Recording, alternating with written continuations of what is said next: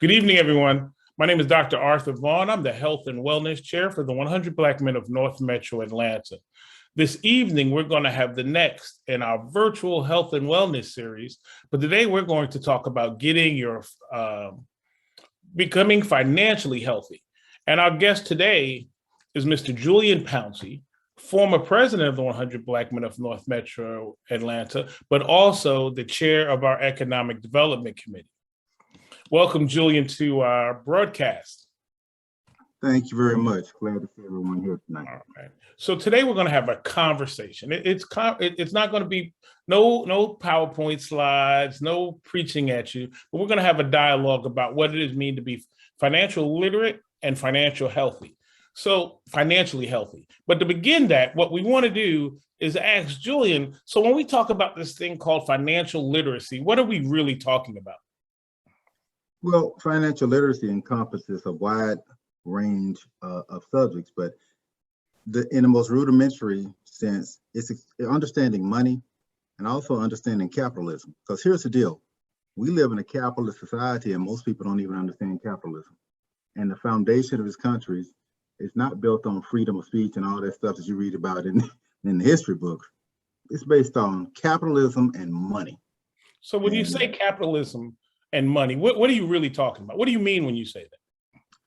Well, capitalism is obviously, it's the monetary system. Well, it's not the monetary system, it's the system upon which America works. It's the buying and selling of products, and doing that in an efficient manner that creates revenue for those at both ends of that snake and also for those along every inch of that snake as well.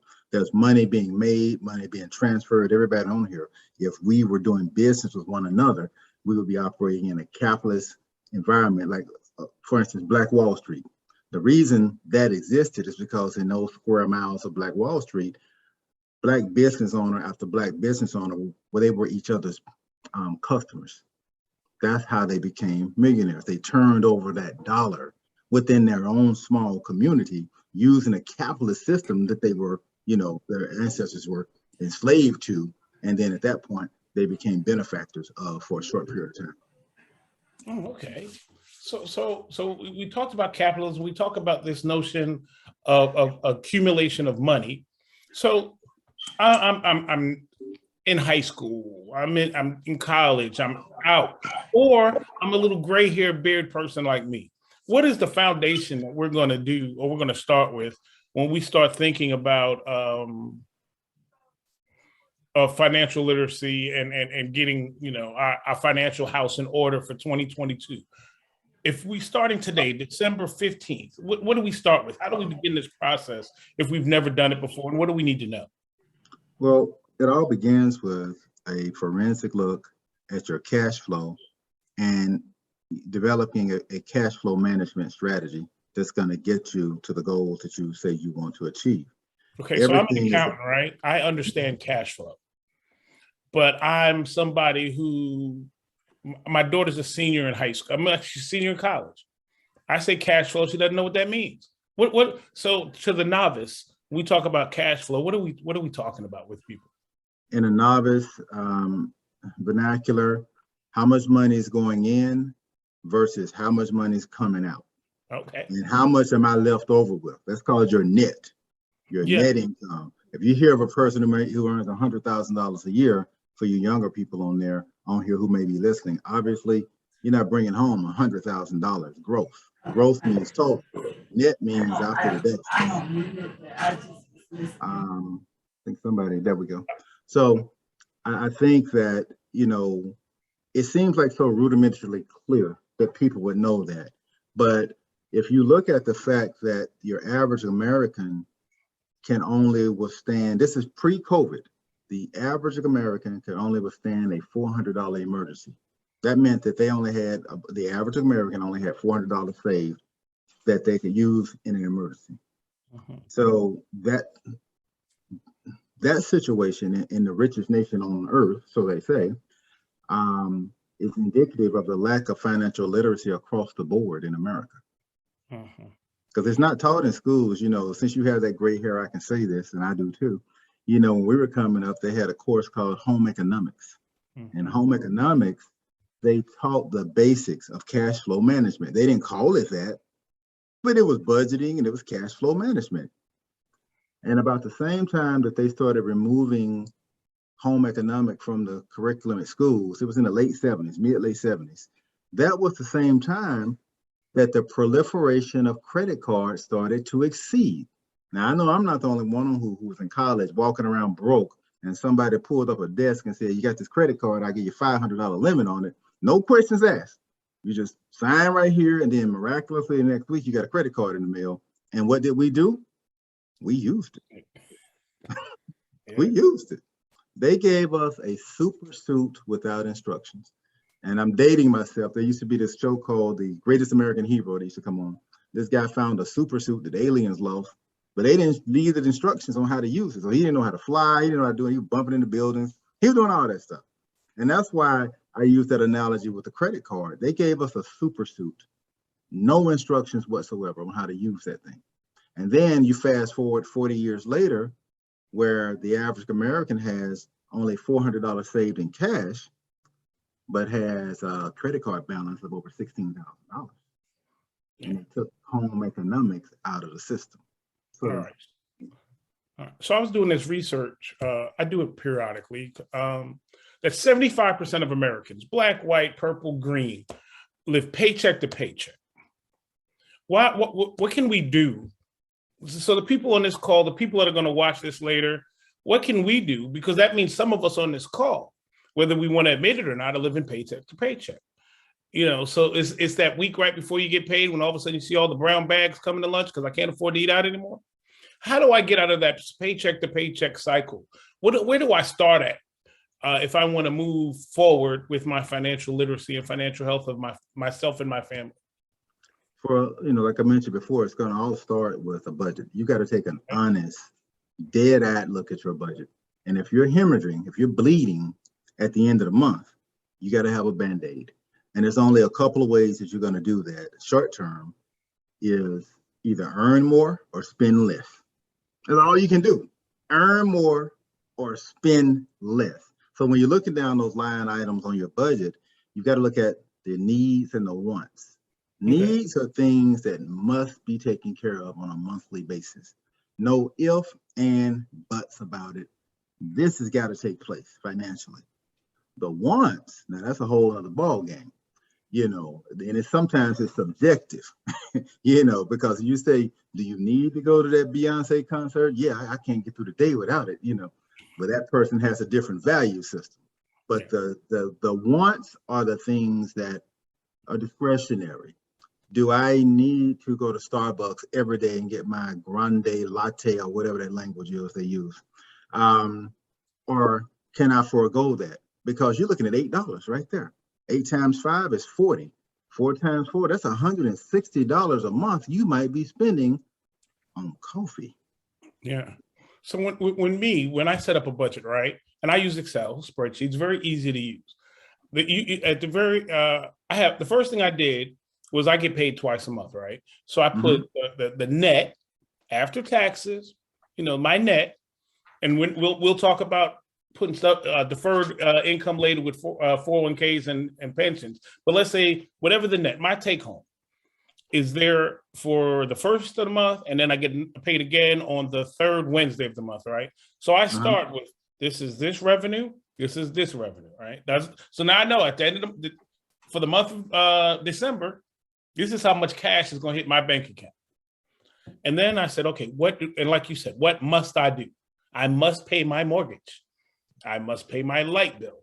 I must pay my heating bill, right? I must pay my water bill, my insurance, things of that nature. I did not mention cable television because that's not a must, but the things that I have to have, the minimum, and I must do some level of grocery shopping, not eating out, but I have to eat something, right? Right. So for me, those are my basic must. Then I say, okay, after I've done my must, what's left? And then I look at, okay, I got debt like anybody else, credit cards and the like. And then it tells me what's left over, if anything. Is that a basic and simple way that anybody on this call can set up a budget? Or is there a different way that you would recommend? Well, first and foremost, let me ask you this, Arthur. Does that budget work for you? Is it working for you? Oh yeah, like today was the third Wednesday of the month, right? So the first thing I did in the morning after I brushed my teeth and whatever, I sat down at the computer. What am I supposed to do? And the budget today said most of my bills hit a credit card, right? Because I want the cash back. So the third Wednesday of the month, I pay that credit card to zero, right? And then I said, okay, I got a certain amount of money I need to move to savings or somewhere else, somewhere non-spendable. It's no longer my discretionary income. And it leaves me what's left. So I know on the first of the month and on the third Wednesday of the month, I got to pull up this spreadsheet and it tells me what to do with my money. Now, the discretionary money, I probably don't track very well, but I've already made decisions on what I'm going on the bills that have to be paid and what I'm going to save, and the rest, yeah, I do what I want. If I want to go to the movies today, I go to movies. If I want to go to Starbucks with the Williams family, I go to Starbucks. Well, I'm that's looking called at the chat as we discretionary. go.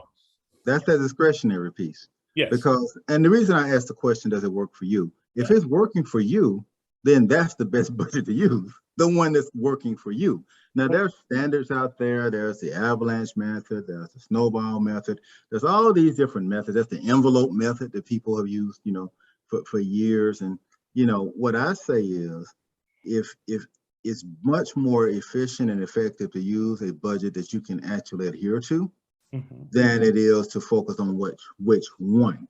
Okay. If you want to do a line item adjustment and just on a tablet, we're in the digital age, but some people will say old school. But as long as you can get in control of what's coming in and what's going out, and make it, if you're married, do that. I encourage my clients who are married to have a date night on the 15th of every month, because that's when you go over the status of the corporation. All companies, they have monthly budget meetings, they have quarterly budget, and they have annual budgets.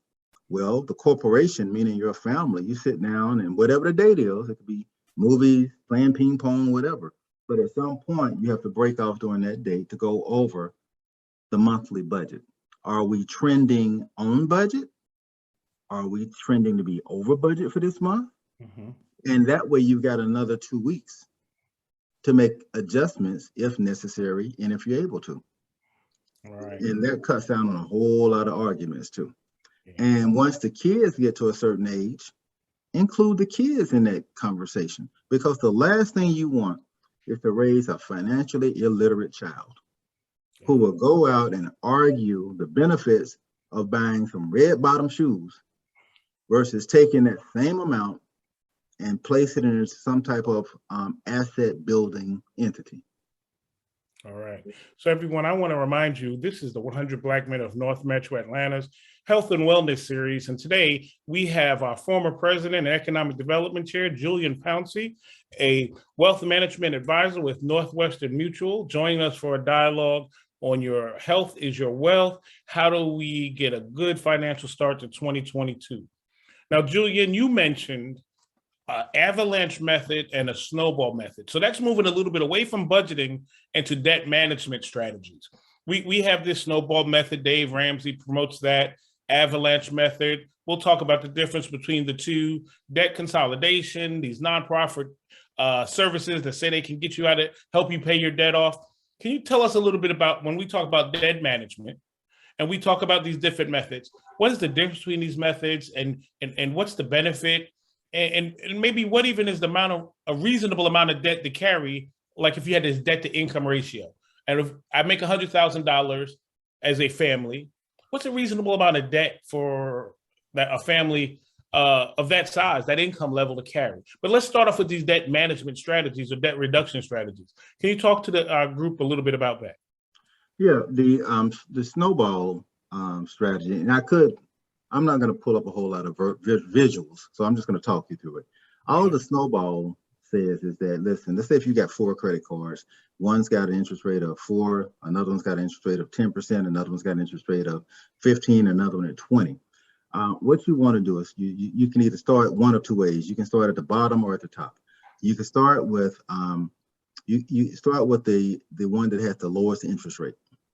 Well, you want to pay that one off first. So what you do is you make the minimum payments on all the other credit cards, just a minimum monthly payment. And then the difference, you apply that to the one with the lowest interest rate. And then once that one's paid off, now you got one credit card that's completely paid off.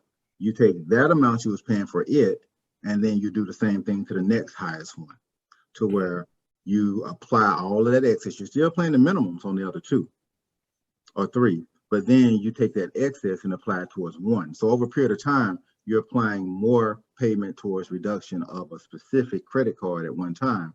And then when you get to that last one, then all the money that you were paying on 4 credit cards before, now that's being applied to this last one, which is going to make you pay it off a lot sooner. Because that's the snowball method, starting with the smallest and moving up. And then the avalanche is the exact opposite, right? It's starting exact with the opposite. highest credit card interest rate and working your way down. Yeah. And what about you can even use the highest balance. You don't always have to use the interest rate. You can use the one with the highest balance or the lowest balance. It's still the same principle. But what you just described takes discipline. So I'd have paid off my Chase card, right?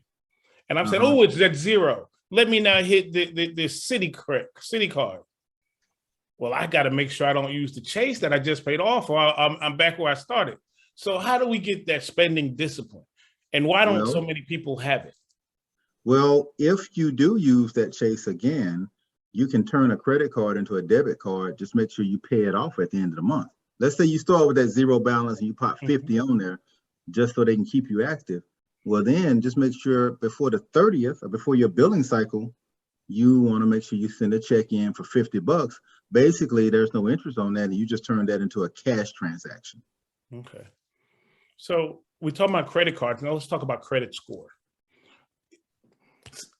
Why is credit score important?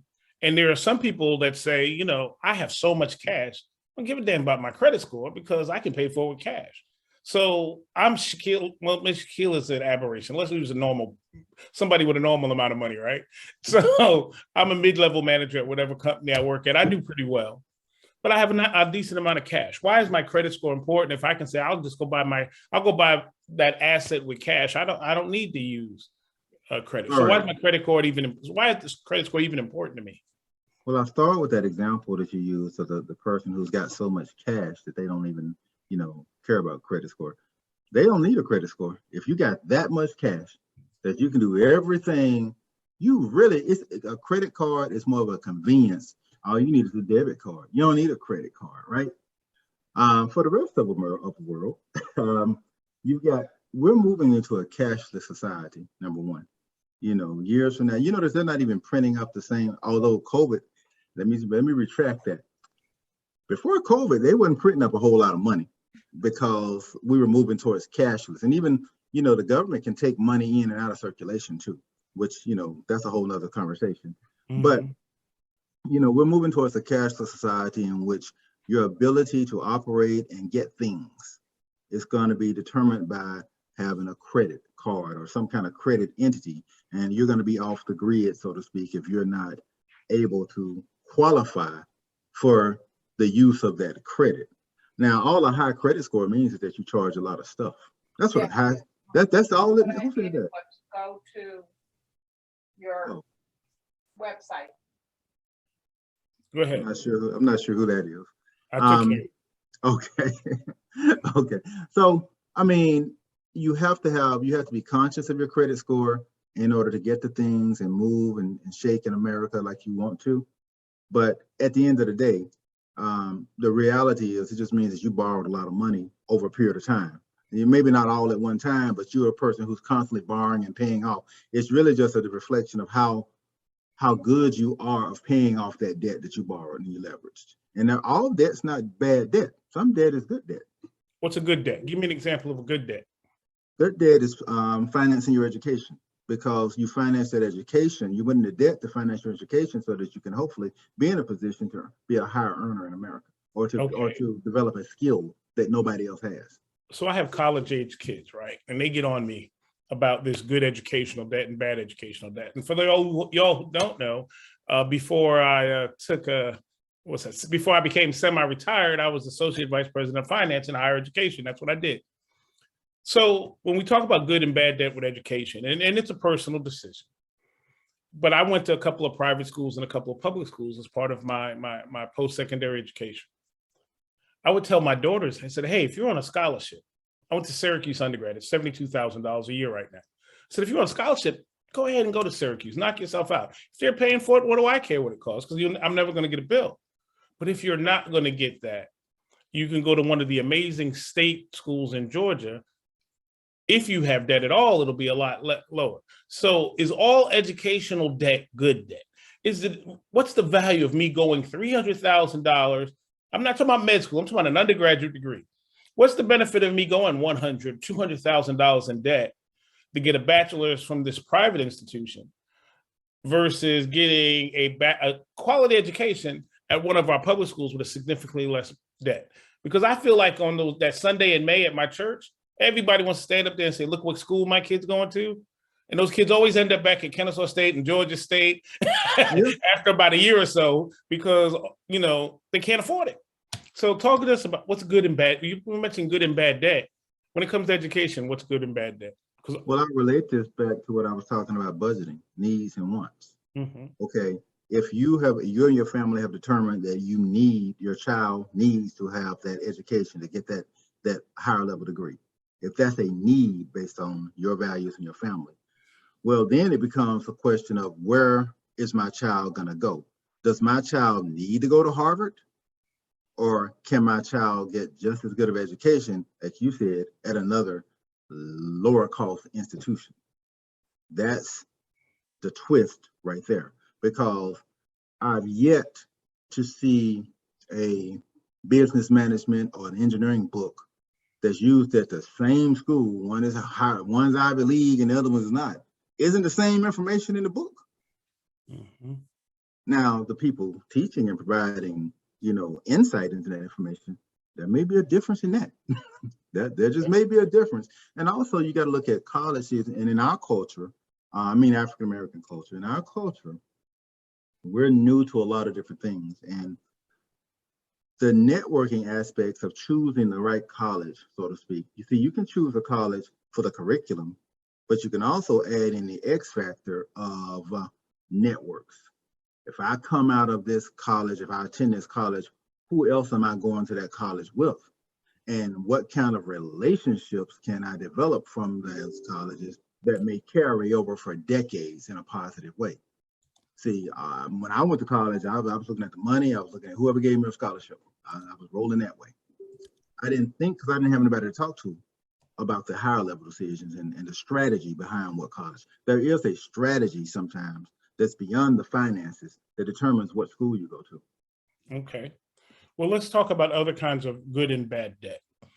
I was reading an article today where some people believe buying a house versus renting a house is always a better decision. But I was reading an article today where somebody said, hey, I can rent a house and take the difference of what I would be spending on rent and purchasing and invest. So give us some examples of getting outside of education. What are some examples of good versus bad debt? Well, that analogy that you gave is a good one, but I would always put it depends on it. It depends on it, because there's a lot of holes in that strategy right there. Mm-hmm. But good debt and bad debt, I alluded to it before. We have too many people who are willing to spend $1,000 to go to a concert at wherever venue, because, and the reason I say $1,000, if you're one of these going to see one of these high-end entertainers, there's going to be a ticket. For some females, they got to get a new outfit, they got to get their hair did, they got to do all this stuff just to prepare to go to the concert, to stand and watch that performance. And sometimes, depending on the venue, it can be pricey, right? Versus downloading the album or whatever and listening to it over and over again and taking the difference, that $1,000, and put it towards some kind of an investment that's going to have a potential to grow. Now, I want to make it clear, whenever I say investments, it's no guarantee that all investments are going to grow. Anytime you invest, you have the potential to lose money. Always remember that. You always have the potential to lose your money. So never invest what you're not willing to lose. All right. But when we talk about that, we're really talking about the accumulation of some kind of asset or purchasing some type of good or service, right? So there's appreciating assets and depreciating assets. Can we start with what's the difference between the two? because as an accountant, I understand depreciation too, but I'm going to assume maybe some of our listeners don't. What's the difference between an appreciating asset and a depreciating asset? And why is getting debt related to a good or service? What would be the example, again, for a homeowner, a basic, we work, not the affluent, not the rich, but for us middle income individuals. Depreciating versus appreciating asset and good and bad debt again. I really want to delve into that and give our folks some examples. I'll give you an example. Well, the difference, first of all, appreciation means that it goes up in value. You want to use your cash flow, your excess cash flow. You want to use a significant portion of that to increase your assets and buy assets that appreciate. That means that hopefully over a period of time, it's going to be worth more than what you paid for it. Or buy income producing assets that give you an income along the way while they are appreciating. Okay. So a depreciating asset is an asset that you purchase, but it's worth more.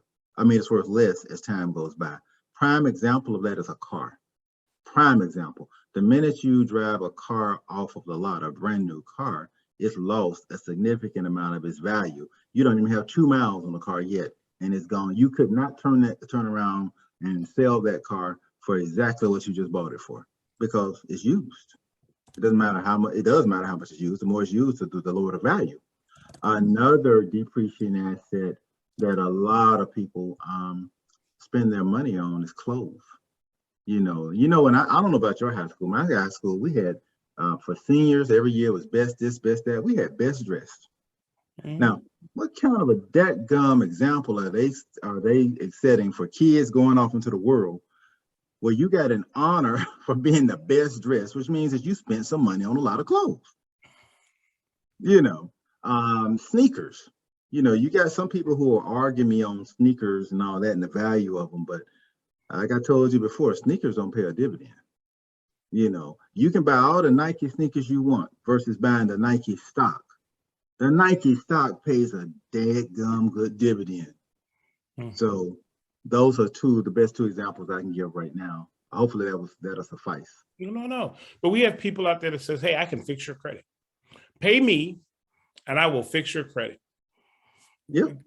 So what are your thoughts on credit hustlers? I'm sorry, I've already given my opinion by calling them hustlers. Listen, that's something you can do all on your own. Mm-hmm. There are consumer organizations that do it for free, nonprofit. They do the budgeting. They show you how to do budgets. They'll show you how to do a lot of it. There's so many. There's a lot of Greeks, with the Divine Nine. There's a lot of Greek organizations that have a financial literacy component, and they'll show people budgeting. They have annual events or something like that where they'll show people how to do budgets, how to reduce debt. There was one recently last month that had one. It was the Deltas, as a matter of fact. They had a free all-day session where you could sit down with attorneys and do estate planning. So I wouldn't pay someone for any of those services that you see, even though they got nice jingles and nice songs that catches your ear. You dance to it for a minute and keep on moving. Before we finish, we want to talk about investing and generational wealth. But at this time, I want to just jump in. And if any of our listeners, anybody watching, if you have a question, don't put it in the chat. We're a small group today. We can have a conversation and a nice dialogue. What questions do you have? What things have been gnawing at you that you wish you had more information about around this financial literacy and how to manage your own cash flow and assets? What questions do you all have? We must be dealing with people with, they're just set. This is just, I have questions all the time, right? Like I have a question. I have a 15-year-old 240,000 mile F-150 sitting out front. For the life of me, I don't want a car note. All right. I haven't had a car note since I bought the thing, but time's coming. I don't think that F-150 is on its last leg. How can I manage that, and manage that depreciating asset? Because it's a need. A car in Atlanta, a car is a need. It's not, now, if I go buy a Benz, that might be a want, but a car itself is a need. So when I'm doing financial literacy, what are some of the things to consider? Everybody has to do what they want to do. But what are some of the things to consider when you're in the position I'm in right now? Hadn't had a car note in 15 years. It's just about time. It's, because I'm dumping more into it every month than what I'm getting out, because of Well, repair. It's old. well, first and foremost, just so you know, the F-150 is the #1 vehicle driven by millionaires. It is not the Benzes, the Mercedes, and all that. It's the #1 choice of vehicle. Just thought you want to know that. So when it comes to, what to do, you're right. Depending on where you live, a car is a need. In some places, it's a want. Like if you live in New York City, cars are want. It's definitely a liability. But in the South, where we have backyards and, baseball fields and all that stuff, yes, it's a need if you want to get around. But you know what? I'm even going to caveat that. I'm going to answer your question, but I'm going to caveat that because I'm looking towards the future too. Because I see Michael Williams and I see a young kid on there who's going to probably experience what I'm getting ready to talk about. Let's just say that you're spending $300 to $400 to $500, $600, whatever is in your budget for a car. Traditionally, I wouldn't be able to say this, but because of the advent of Lyft and Uber and all that, let's talk about something, Art. Let's say you're paying $500 a month just for the car, and then you're spending another 100 at least for gas, right? Then you're spending another 100 at least for insurance. That's $700 right there. Not even counting maintenance. Just to drive and operate that car, that's $700 a month. Now, conversely, what if you Ubered everywhere you wanted to go? Would that cost less? Then it depends on where you're going, first of all, right? Depends on where you're going and how often. But there's going to be more and more and more of an argument to make against ownership going towards the future. This young man, he's probably going to he's going to be like, you know what? Why would I want the hassle of owning a car and the liability of hitting somebody and it's my fault, when for the same or less amount of money, I might keep me an old hoopty, my old F-150 just in the garage. I may keep it over there for when I just want to hop in the car and go somewhere. But functionally, it's the better financial decision for me to Lyft or Uber. Now, as far as in today's, if you're talking about how to, I've come up with a couple of strategies that I share with some of my clients on how to pay cash for cars. You'll never finance a car again if you can follow this formula. And all you do, if you can delay purchasing a car for the next 4.5 years, you take the amount that you were willing to pay for the car, you put that into a specific type of an investment over that period of time. And at the end of that period of time, you're in a position where you're going to have enough money to pay cash for the car if you cash out that account. But you don't have to cash out that account because you can do what's called margin and put it on leverage. And what you're doing is borrowing against yourself. You just created your own bank where you can borrow against over a lifetime. And then while you're paying yourself back, your asset is continuing to accumulate because of the type of investment it is. And that way, say you buy another car, you pay yourself back in 5 years, but you keep that car another 5 years. And then you start putting what you were putting towards a car back into that account. So now it's just compounding on top of itself. And now it's got new, fresh cash flow coming in. So at the end of the time, when it's time to buy another car, now you got much more money in that account that you can leverage against. You can buy the same price range as you did before. You can go upgrade if you want to, but you're still not using up the asset. Now you just create a vehicle where you use your asset to get another asset. It's a depreciating asset, but it's still an asset. Mm-hmm. And that way you would never, ever have to you'll self-finance cars for the rest of your life, if you can follow that. All right. So I don't know if this would be a similar example to what you said about self-financing. Say I have $100,000 of equity in my home and I go get an equity line of credit for $40,000 to go buy myself a car. I'm paying back that line of credit using my house as the security, right, against that debt. Is that similar? And is that even a good idea? That's a perfect example of why, first of all, that's the same concept, but you also you brought up a perfect example that I often use.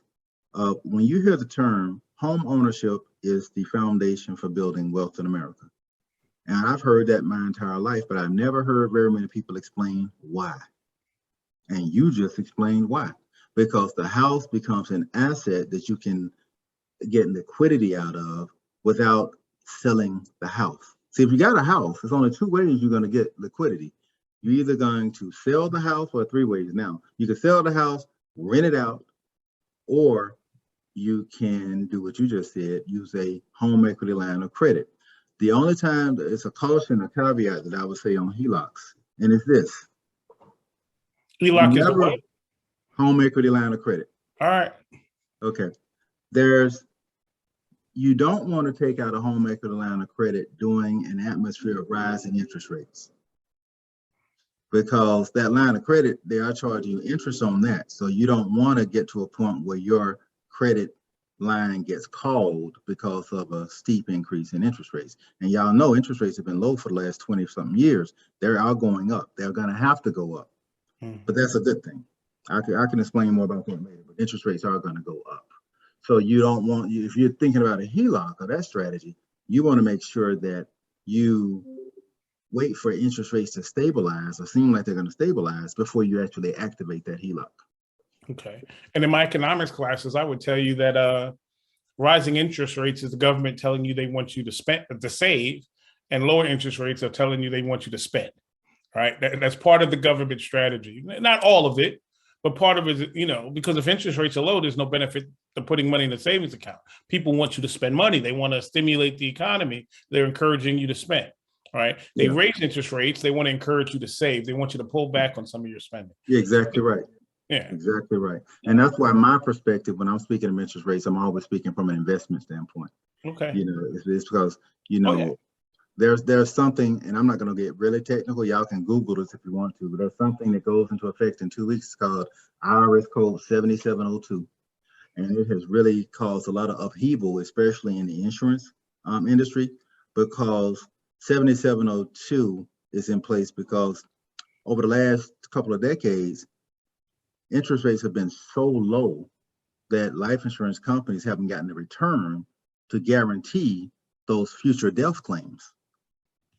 So the net present value of all that at a certain percent. See, right now, it's 4%. The guarantees you must get on a whole life policy anyway, it's 4% across the board. Mm-hmm. What 7702 does, it lowers that guaranteed amount to 2%, because that's sustainable. But it also is good for the person who's investing in that, because now they can overfund more in there without it costing more. So that's all I'm gonna say about that. But interest rates are very important, and they affect markets around the world. Well, so last month we talked about what did we talk about last month? We talked about estate planning last month with you and Norman, right? So I want to bring us back to there, but forward at the same time. We talked about life insurance and all the different things, whole life, term life, different things that life insurance can do for us. But I want to talk about building generational wealth, but I want to build wealth without me having to die for it to be realized, right? So life insurance is important, right? And I'm not disputing that. But let's talk about how we can begin to build generational wealth that doesn't depend on someone dying to realize it. So what are some strategies that us middle-income people can do? Okay. Well, first and foremost, since you brought it up, the first one I'll mention is life insurance, because you can do the same thing with that. You can structure a life insurance strategy so you can use the life, you have the benefits of the policy without you dying. You get to use it while you're alive. So that's the one that I would say. And guess who uses that the most? Not us. We get those term policies, right? Wealthy people. Okay. Wealthy people use permanent life because they understand it. Permanent life? That's a new term to me. What is permanent life? Permanent life means it is for your entire life. It doesn't die until you die. So most people they'll say, well, term life is the cheapest insurance you can buy. That's not true. It actually costs more. And I'm gonna tell you why. Term is for a specific term, right? Well, if you buy a 10, 15, 20, 30-year term policy, if you live past that, guess what you got to do? Start over. Buy another one. But you're older, you're a little heavier now, and you might be a little bit more sickly. So guess what? You might, and I underline might, be able to get a new policy, but it's going to cost you more. Now, the insurance company made all their profit because you outlived the other one. They had their profit built into that, right? Yeah. See, term life is the most profitable policies for life insurance companies. It's the most profitable. That's where all that, I ain't gonna say all, that's where the more of their profit comes from. See, with a permanent life policy that's good until you actually die, they know that there's going to be a payday one day. They got to price it for that. That's why when I say, well, I get calls all the time from people in their 70s. They're trying to get a policy because their term life policy just expired. I can't get it. I've been working for 6 months. This is no lie. I've been working with one person. I've searched over 40 different carriers trying to find a policy for this brother, and I can't because he's in too bad a shape. He's going to have to self-fund. So as far as other means, and as far as generational wealth, I mean, the thing about a death benefit from a life insurance policy, most of the time is tax-free. So I recommend a book to all my clients. I'm gonna recommend it to you all. It's called What Would the Rockefellers Do? It goes into a lot of more detail. It shows what the Rockefellers and the Vanderbilts, the difference between the two. The main difference between the two families right now is that the Rockefellers are filthy rich and the Vanderbilts are broke. Their money dried up in the 70s. I'll just leave it at that. But it tells why and some strategies that even us middle-class people can employ to where we'll make sure that we have 7 figures in our legacy going forward that can never be exhausted. Could never be exhausted if you do it the right way. Okay. Another way now, and when you're talking about investing, Art, I want to make this clarification. There is a really, really big difference between a speculator and an investor. Speculation, and most of the market and what you see on TV is all about speculation. It's about buying a stock at $1 and selling it at $2. It's like the market's up, the market's down. That's more speculation, and that's more of a trader's mentality. But if you have a long-term investing philosophy, all that stuff is just noise, because long-term investing is like watching grass grow.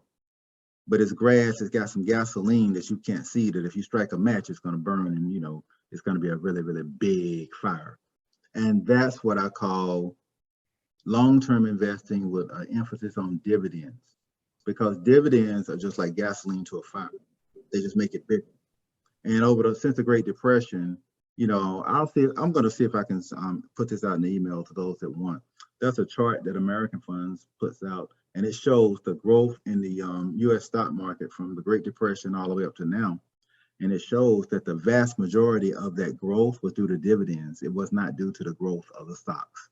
It was the dividends that those stocks pay, because those dividends are reinvested on top of your original investment, and now they compound just like your original investment. All right, let me stop you there for a second. You said something that everybody may not understand.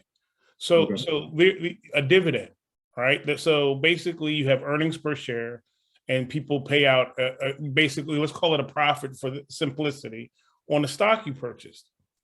It's not automatically reinvested, right? So talk about how do you get that dividend, that payout on your investment automatically reinvested, and what does it mean for it to be compounded? Okay. Well, first of all stocks don't pay dividends. Some do, some don't. Some, smaller stocks or stocks that are focused on growth of the company, they may be making money, but they may choose not to pay a dividend. The dividend is simply a sharing of the revenue that the company makes. If you purchase some of their stock, for their stockholders, they will share some of the profit, called a dividend. And dividends are usually, declared quarterly. So once every 3 months, you have a decision to make. Do I want to spend, because this is real cash, do I want to spend this? If it's in a taxable account and you take the dividend as cash, you can pay taxes on it. If you say, no, I want to reinvest the dividend, well, you're still going to pay taxes on the dividend because you received it. However, what you're going to still do is have now, let's say if you bought some Nike stock and you got, $500 in dividend from that stock, you take that $500 in dividends, it's going to buy more Nike stock at whatever rate it is that time. And now your money made money because you have more shares than what you started off with. You didn't come out of your pocket for those extra shares. And those shares now pay a dividend. See, all those added shares that you buy by reinvesting, those actually pay dividends too. Okay. So your money is doubling on top of itself so frequently. That's why it's like watching grass grow. The art of real long-term investing has been clouded and overshadowed by all of this buy, trade. I'm looking for the next Tesla. That's obscured from average Joe America. But Well, we let's need to talk get about to that. average Joe America for a second, all right? So average Joe America, and a lot of people of color like you and I, we didn't learn these things as children, but we're going to teach our children. We're going to do things so our kids are more financially literate than we were. But I'm the average Joe, and I'm just learning this. And I'm scared to invest in the stock market. I'm scared to have a trading account, but I have this thing over here called a 401k or 403b. There's one school of thought that says you should max out that pre-tax savings. And there's other schools of thought that says, hey, put some in there and then put some somewhere else. Tell me the benefit, if there is one, of maximizing the amount you can put into a deferred tax, a pre-tax account like a 401k, 403b, or should I be doing something else? Or and I'm not asking you to give investing advice. We're not doing that today because we don't want that liability, right? But No, what I is have the to give that benefit of maxing disclaimer. out a 401k or 403b versus not maxing it out? Is there a All right. benefit? Well, let's talk about that. That's a good question. So this answer is going to be multifaceted. Number one, the benefits of investing in a 403b or a 401k are that it will give you a reduction in the amount of taxable income for that year that you're going to be on the hook for. Yeah. So if you earn $100,000 and you put $5,000 into your 403b or 401k, then you're only going to be taxed on $95,000, not the full 100. So you get a tax break for that. Now, as that money grows, and see, they're designed for you not to be able to touch them until they're 59 and a half, until you're 59 and a half years old. That's the earliest, usually, you can touch that money. If you touch it before then, you're going to pay taxes plus a penalty. But if you wait, well, then when you take that money out later, so all right, you're semi-retired. So once let's say the next year, you decide to be fully retired. Okay. No, I'm gonna give you 5 more years. In 5 years, you're gonna be fully retired. Okay. Let's say that you're in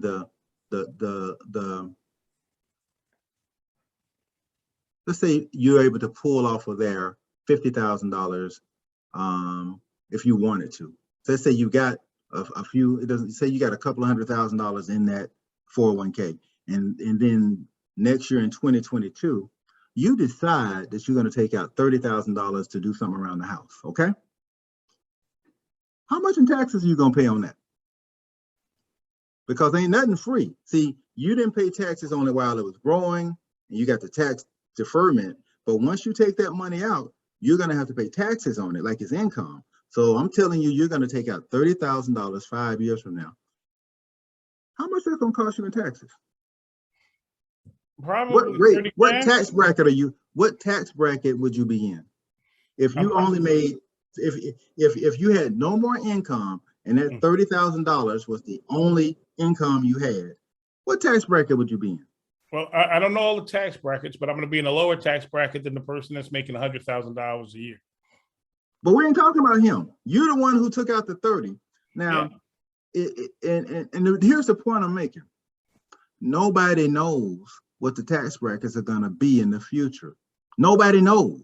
So what you're doing, hedging. You're putting away money during a time of low taxation, because taxes are the lowest. They've been low for years and years and years, and they're not expected to significantly. I'm talking about income tax. They're not expected to significantly increase over the next couple of years. But the number one tax vehicle or retirement vehicle for most Americans is Social Security. It's the number one tax fund for most Americans. Remember, most Americans only got $400. So how they gonna have much more than that for retirement? And the point is I'm making, this is a very important point. Listen, taxes are going to go up. Even before COVID hit, you can go back and look at the Wall Street Journal. It was like the first or second week of January. The Wall Street Journal published an article saying this. At that time, the U.S. government was spending $1.38 for every dollar it was bringing in revenue.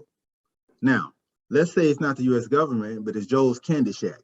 If Joe's Candy Shack is spending $1.38 to operate the business for every dollar he's bringing in, which means he's got a negative cash flow, Joe's going out of business, right? Going out of business. Joe's got two things he can do: earn more, spend less. Spend less.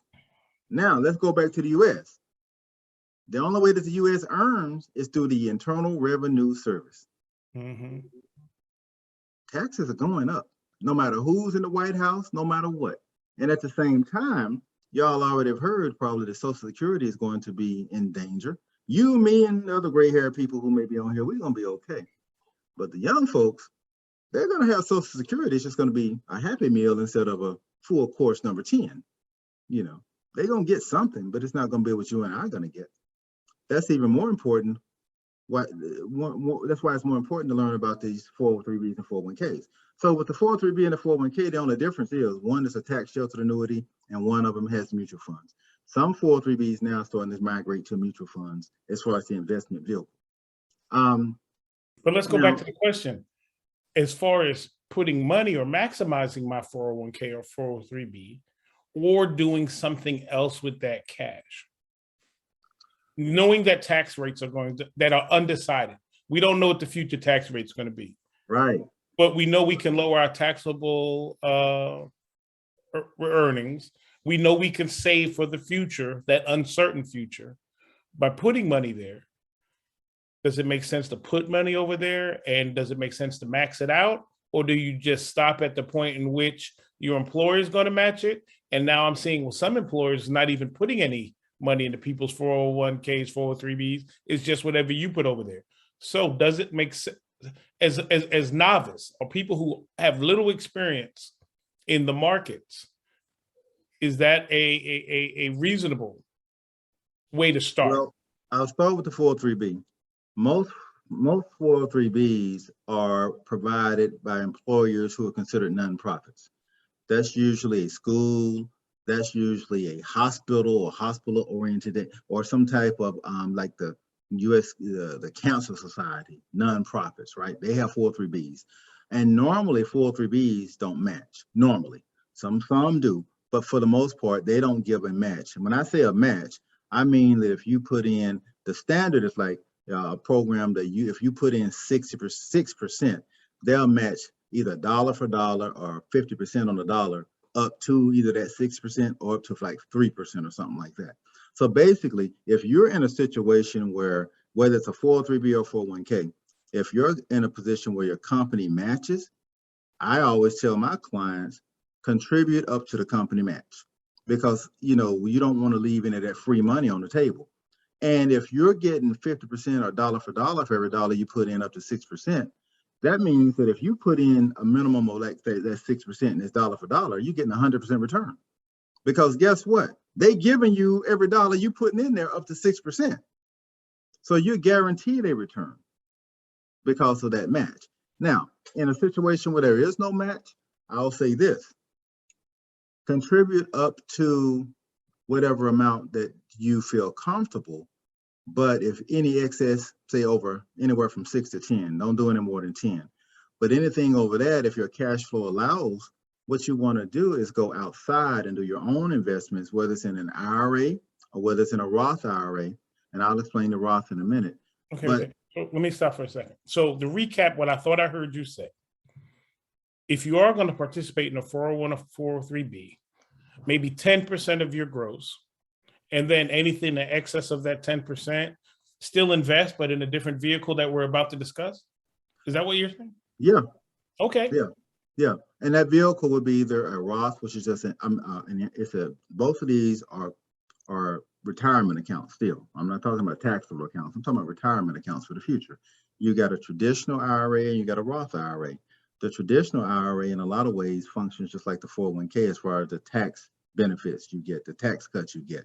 It's just that based on your age, you can only invest a certain amount annually to the IRA, which is significantly lower than what it is in a 401k or 403b. So the reason I always say go outside is because your 403b or your 401, you're limited in your investments. You only can choose the stuff that your company has provided inside of that program. You can't go out and get something else that may be more appealing or a better opportunity because it's not in that 401k or 403b platform. So that gives you a way to diversify your investments between the ones internal and external. And I also say, you know, most people have at least 4 jobs before they find their final job. Never leave an old 401k behind, and never roll it to your new employer. Because if you roll it to the new employer, you're still going to have those same limitations that I just explained. Always roll to your own either IRA or Roth IRA. So when you have your last job, now you roll everything over there and you got 1 or 2. If you have a Roth and a traditional, now you got only 2 accounts that you can, you know, you need to worry about managing through your retirement versus having 5 or 6 of them from old jobs that you had for a minute. And, you know, you might have forgot about some of them. It's just a lot So if easier. I put money in one of these Roth IRAs, 401(b), that's my retirement. That has some certain limitations on it. Right. How do I determine if I can make that $400 that we all have into $1,000? How do I get to the point where I say, okay, I'm going to invest this much or this percentage or something into a retirement vehicle, but I also want to invest something that doesn't have the limitations of withdrawal or the penalties from withdrawal that a retirement account does, but I still want to invest, but I just want to invest beyond my retirement plan. So how do we get there as a people so we can move past, I got $400 in the savings account so I can put some money away for real?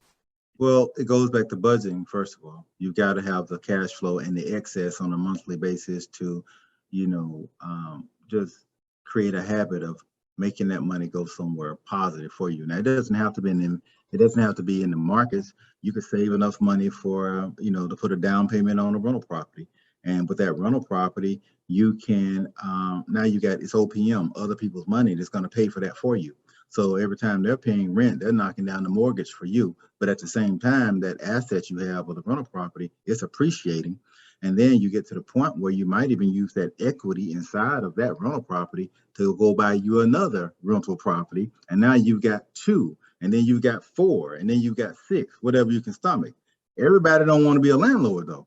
So there are ways to invest in real estate without being a landlord. You know, you can invest in real estate mutual funds, real estate investment trusts. You know, you're in there with everybody else. It's a different cash flow and you want to reinvest it, but there are different ways to diversify your portfolios.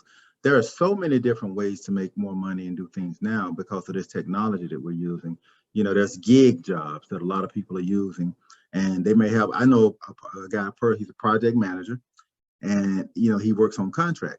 This brother's working 3 contracts at one time, getting paid good money. He's getting 3 full-time salaries. And he's investing the heck out of it because he said he knows this is not going to last forever.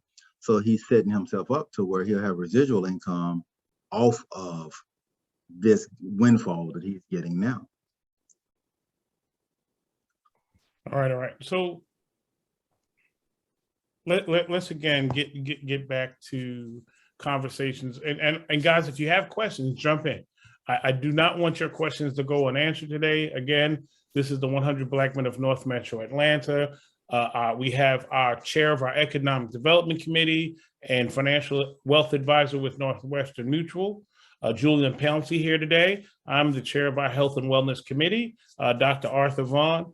But we want to answer your questions. We want you to leave here with tools that you didn't come here with, all right? So if you have a question, jump on in. But I want to get to how we can start, how we can build wealth and what is generational wealth. And if you were talking to my 21-year-old daughter who's about to get out of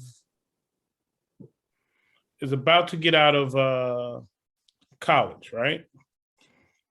She's about to get out of college in, December. She called me to tell me she had an extra semester, like that was no big deal, right? But what would you want to tell these kids that are getting out of college this December, next May, next December? What do they need to be thinking about as they're walking across that stage? Or we had a mentee. One of our mentees went to college for, I think he's 2 years. Texted me the other day to my Dr. Vaughn, college just wasn't for me. My photography and my multimedia, that's what my passion is. What are we telling these kids as they're coming out?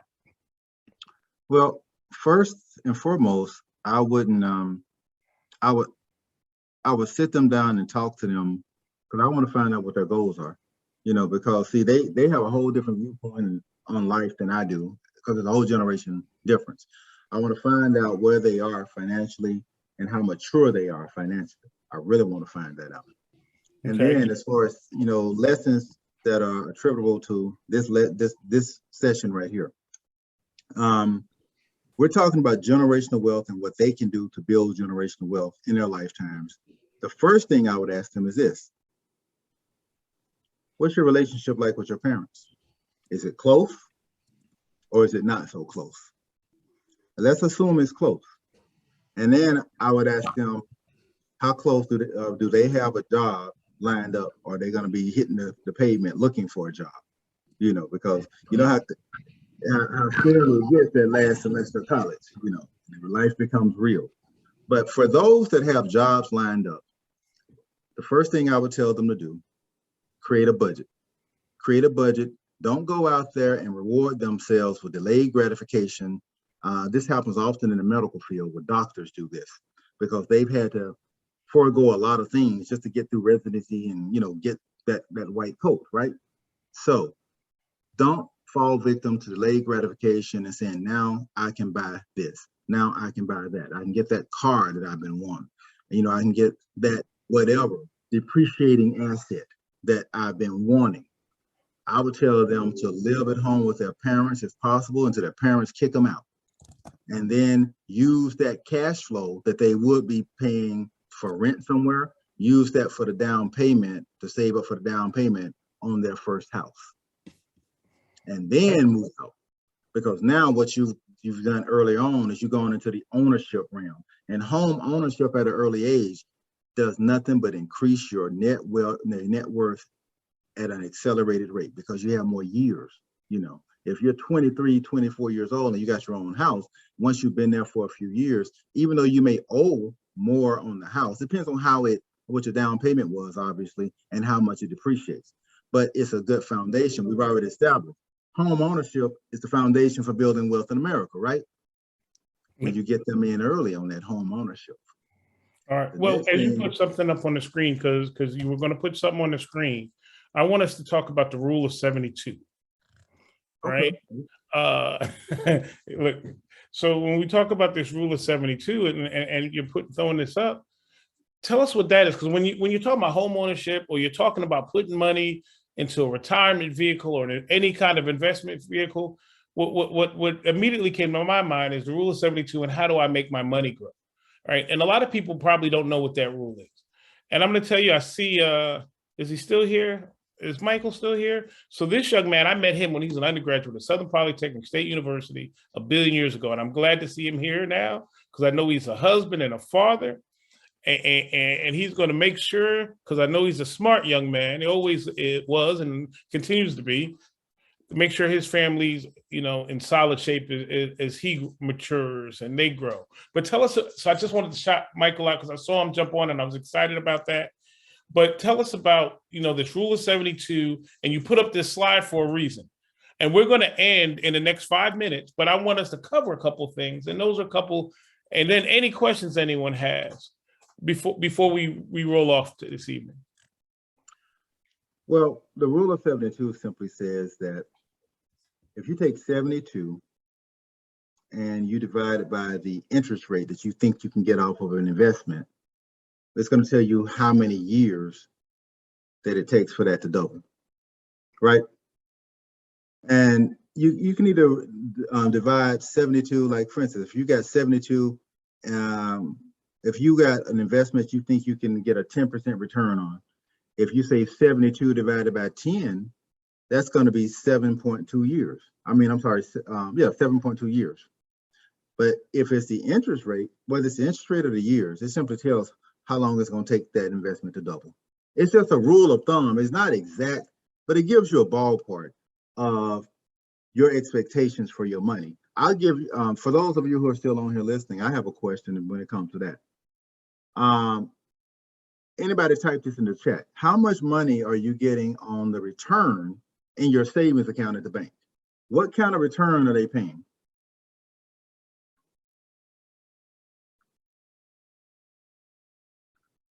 I don't see a chat yet, so I'll just say it's 0.01%. If you look at your bank statement, it's going to say that you're getting paid 0.01%.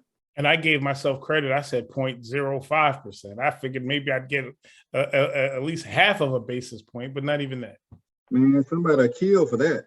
0.05%. You get knocked over the head for that kind of return right now. You know, and I use that because people are very, very comfortable taking their cash and letting it sit in cash in the bank. Now the bank is they're paying you 0.01%, but they're lending your money out at 4, 5, 6, 7, and up %. So to me, that's the ultimate hustle. And most people have been raised to just be okay with that because nobody really sits down and explains it the way. There's different places. This whole conversation is about, making good use of your money. Where can you put your money? Where do you get, the best returns? And it's all over the place. It's just a matter of how much risk and how much volatility. But I don't want to go on a tangent. Your question was dealing with, restate that question to me again. Well, you answered it. I wanted you to explain the rule of 72, but let's go ahead and look at this slide, answer any questions anyone have, but we want to always respect folks' time, and then we're going to wrap up and talk about the program that you're doing in January as the 100 moves to our 30th anniversary. So let's talk about this slide, answer any questions, talk about what we're doing next month.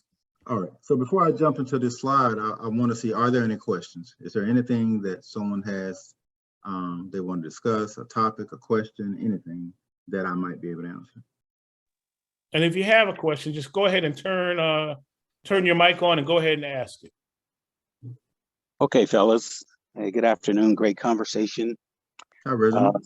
Hey, what's going on, fellas?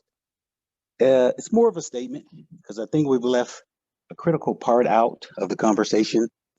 And to understand the tax code, you have to emphasize that tax code benefits business owners. You taking your money, doing what it needs to do, investing it, and paying taxes after that, not being at the mercy, like Art said, or like you said, we don't know what the tax rates will be. We don't have control of that. They can change them with each administration. But what we do know is investment income will always be at the lowest tax rate. And we also know most wealthy people, they have some type of business because they manage their tax liability. I think we should talk about that. And just like we've always were taught in school, don't put all the eggs in one basket, diversification. And I lean more toward real estate investment is an asset. It's an appreciating asset. It can be used as a business, thereby managing how much tax you pay. So I just wanted to put those points out there. And Julian, if you want to speak on that, please do. So, Man, you Julian, said what I'd like to do, what I'd like to do is we wanted to start off with getting a foundation for financial literacy. And Reginald made some great points, but it's a more complex conversation than what we wanted to start with. And we're going to do more of these in the future. So let's not get, I'm not saying those points aren't valid, right? But we wanted to start with the basics and build. I look at a lot of things like a triangle or a pyramid. I want to have a foundation and then I go up from there, right? You got to have that solid foundation. So we want to cover some foundational things with the time we have left. And then maybe next month, when you share what we're doing next month, Julian, we probably or may capture some of the things that Mr. Pruitt just mentioned. All right. Well, Mr. Pruitt, thanks for those comments, first of all. I will say this because you touched on real estate. Most people don't know real estate is an asset, and it is the asset that has produced more millionaires than any other asset in America.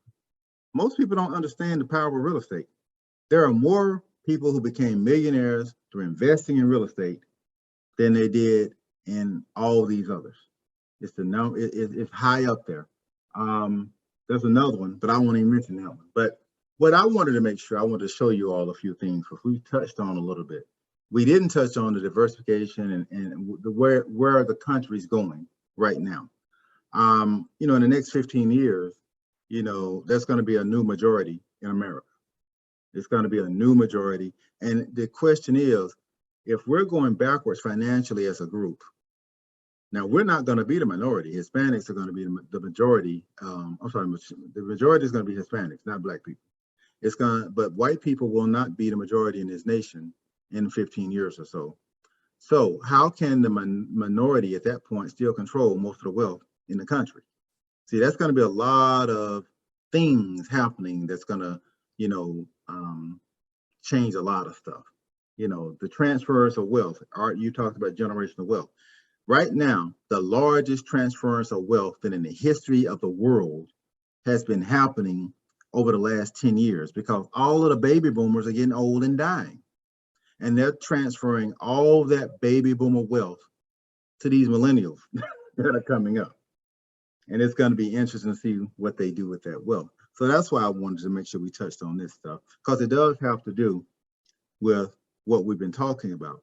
Financially, these numbers are from 2010 and they haven't gotten any better. But if you look at the net worth, even then, Hispanics had more net worth than African Americans. And, you know, English ain't even their first language, but yet they have more net worth. They're able to operate in a way that we are not so far. A lot of the stuff, materialism, I won't go into that, but, you know, we touched a little bit on it when I was talking about the concerts and all that stuff. These are just habits of the rich. But I'm going to skip down to some things. I'm going to go fast because we're going to do this on another day. We talked about this. 50%, over 50% of Americans don't even have $1,000, and 80% of Americans spend more than they earn. Now, wealth. When do you think, and this is just a poll question, when do you all think most people become wealthy?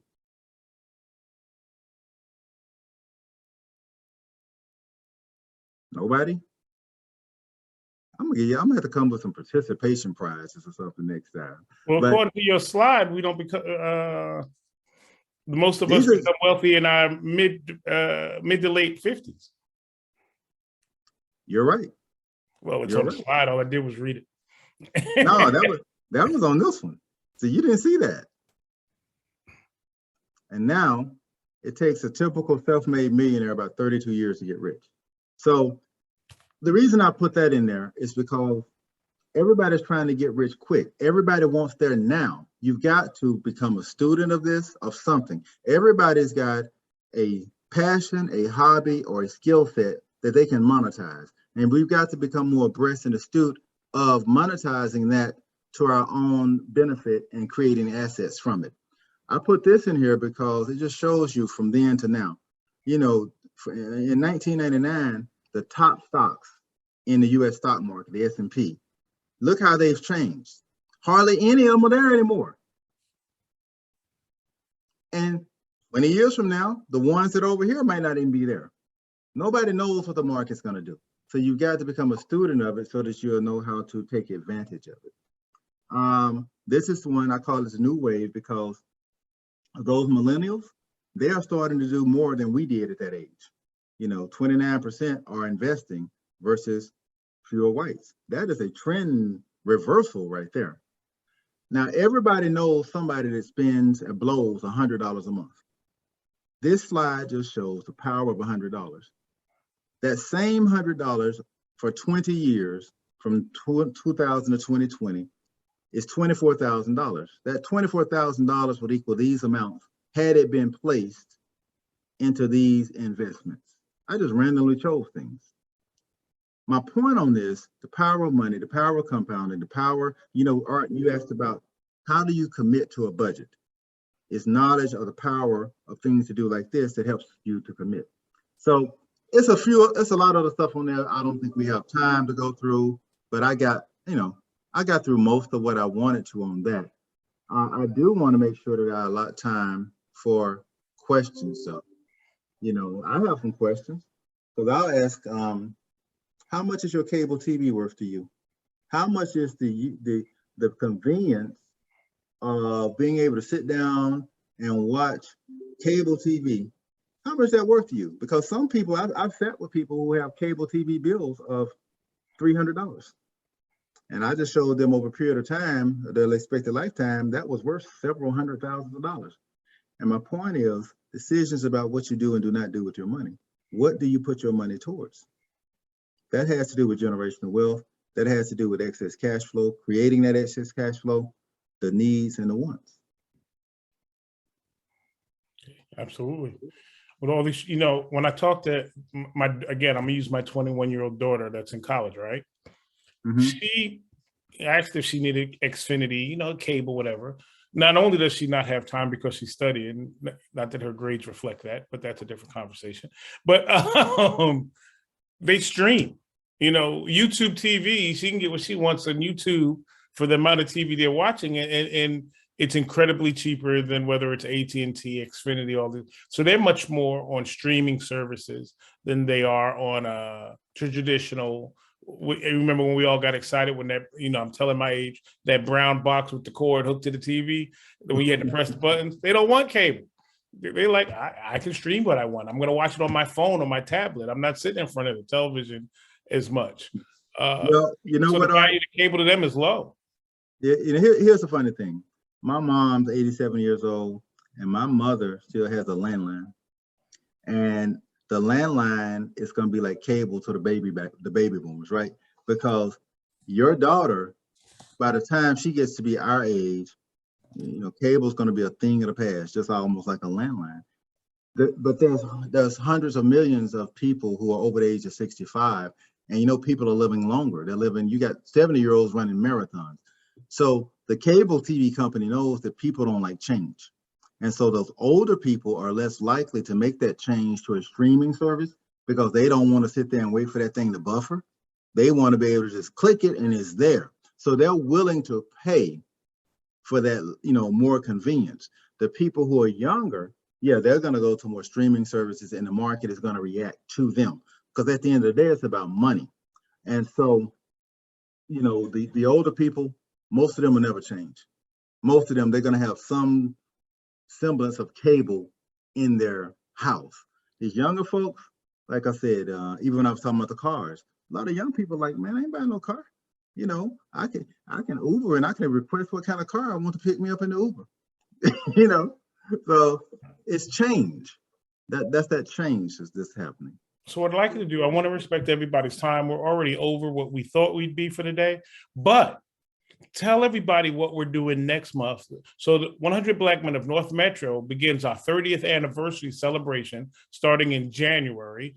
We'll be 30 years in 2022 since our chartering, and we're kicking off a year-long celebration with an economic empowerment event. So Julian, tell our listeners and people watching from home what we're doing next month and how that's going to build on today's discussion.